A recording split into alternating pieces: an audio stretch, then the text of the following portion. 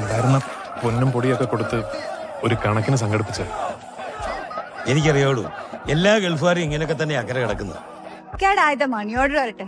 അപ്പൊ മാനാത്തിന് ഒരു ചെമ്പറിൽ വാങ്ങിച്ചോണ്ട് പോകുന്നുണ്ട് ഞാൻ വീട്ടിലോട്ട്. എന്റെ നാത്തൊരു ബിരിയാണി വെക്കാൻ. Sir, we helpers, company work. കമ്പനിയിലെ പണിയെന്ന് പറഞ്ഞ എന്റെ ഒന്ന് വിസയ്ക്ക് കാശ് വാങ്ങിച്ചു. താമസിക്കാൻ AC ഉള്ള മുറി, നല്ല ഭക്ഷണം, കളിപ്പിച്ചതാ കരുവറ്റാശ്രയും കഫീലെ. ഞാൻ പൊക്കോളാം, ഞാൻ തിരിച്ചു പൊക്കോളാം. എന്റെ പൊന്ന് സാറുമാരെ, വീട് പണയം വെച്ചിട്ടാ ഞാൻ ഇങ്ങോട്ട് വരാനുള്ള പൈസ ശരിയാക്കി. ചേട്ടനോട് വന്നിട്ട് എത്ര കാലമായി? अंदर से कोई बाहर ना जा सके. എന്റെ കൂടെ ഇവിടെ ഒരു ആഫ്രിക്കക്കാരനുണ്ട്.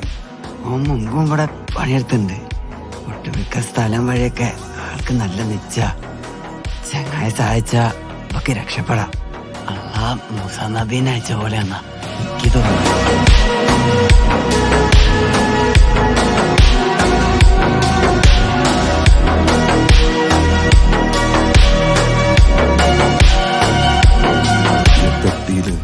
സ്പ്രേയും പേപ്പർ കാർഡും TV ഒക്കെ ആയിട്ട് എയർപോർട്ടിൽ വന്നിറങ്ങുന്നവരെ കാത്തു നിൽക്കുന്നവരുടെ കൂട്ടത്തിൽ എന്നെ നോക്കി നിൽക്കുന്ന സൈനുവിനും മോനും കൊടുക്കാൻ ഇനി എന്റെ കയ്യിൽ ഈ ആയുസ്സും